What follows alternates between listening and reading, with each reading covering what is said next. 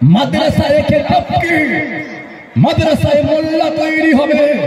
আমি প্রত্যেকটা মুসলিম এলাকায় গিয়ে গিয়ে মুসলিম ভাই মুসলিম বন্ধের হাত ধরে বলবো, আমি আসামের মুখ্যমন্ত্রী হিমন্ত বিশ্ব শর্মা তোমাদের বলছি, শোনো, তোমাদের ছেলেগুলো আমাদের দাও, ওই মাদ্রাসাগুলোকে বন্ধ করে ওখানে কলেজ তৈরি করব, মাদ্রাসাগুলোকে তালা লাগিয়ে দিয়ে ওখানে ইউনিভার্সিটি খুলব, তোমাদের সন্তানদেরকে আমরা ডাক্তার বানিয়ে দেব, মাস্টার বানাতে চাই, ইঞ্জিনিয়ার বানাতে চাই, প্রফেসর বানাতে চাই।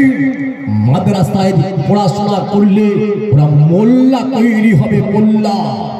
আমি আজকের টিকটক মাদ্রাসা জলসায় মাইকের মাধ্যম দিয়ে বলতে চাচ্ছি, হিমন্ত বিশ্ব শর্মা কান খুলে শুনে রেখে দাও, তুমি কি স্বামী বিবেকানন্দের থেকে অগাধ শিক্ষিত? তুমি কি কবিগুরু রবীন্দ্রনাথের থেকে বেশি শিক্ষিত? স্বামী বিবেকানন্দই বলেছিলেন, হযরত মুহাম্মদ ছিলেন সাম্যের মানুষের ভাগ্যের পয়গম্বর।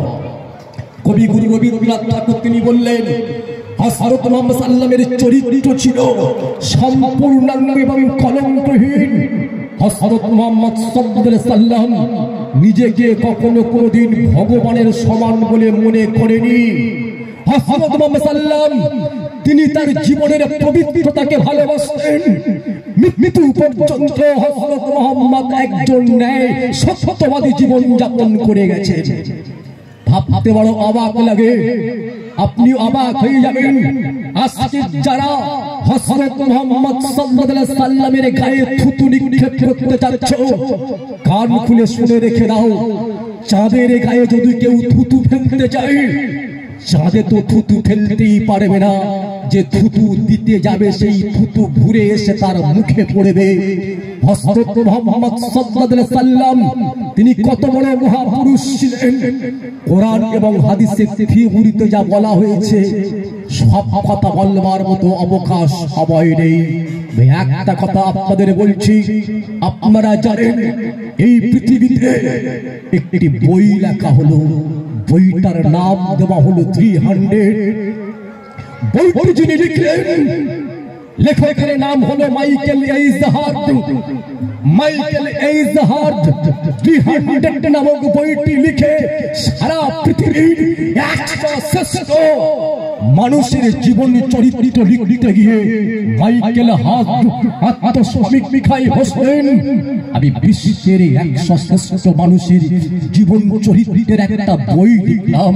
ওই 100 শ্রেষ্ঠ মানুষের জীবন চরিত্রের বইটিতে আমি 1 নম্বরে কোন মানুষটিকে রাখা যায়? ভাবলেন 1 নম্বরে কি স্বামী বিবেকানন্দকে রাখলে ভালো হয়, কবিগুরু রবীন্দ্রনাথকে রাখলে ভালো হয়, রাম হংস পরমহংসদেবকে রাখলে ভালো হয়? ভাবতে ভাবতে মাইকেল এইজহার্ড 300 নামক গ্রন্থে হযরত মুহাম্মদ সাল্লাল্লাহু আলাইহি সাল্লামের নামটা তিনি 1 নম্বরে ঠাঁই দিলেন। আমার প্রশ্ন হলো, মাইকেল এইজহার্ড তিনি কিন্তু কোন মুসলমান ঘরের সুসন্তান নন, তিনি একজন খ্রিস্টান দার্শনিক। তাকে প্রশ্ন করা হয়েছিল, হযরত মুহাম্মদের নামটা 1 নম্বরে ঠাঁই দেওয়া হলো কেন? মাইকেল এইজহার্ড তিনি বলিষ্ঠ ভাষায় বললেন, সারা পৃথিবীর অলিতে গলিতে, গাছের পাতায়, পাথরের গায়ে, বৃক্ষ তরুলতার গায়ে যে মহাপুরুষের নামটা লিপিবদ্ধ দেখা যায়, তিনি মহাপুরুষ ছাড়া আর কিছু হতে পারেন না। সাথে সাথে যত রকমের প্ল্যাটফর্ম আছে, পারিবারিক জীবন, সামাজিক জীবন, রাজনৈতিক জীবন, শিক্ষানীতি, ব্যবসা নীতি, প্রত্যেকটা ক্ষেত্রে হযরত মুহাম্মদ সাল্লাল্লাহু আলাইহি সাল্লামের জীবন চরিত্রকে সামনে রেখে জীবন যাপন করতে চাও, আপনারা অবাক হবেন। আমেরিকার মতো একটা সুপার দেশ, যে আমেরিকার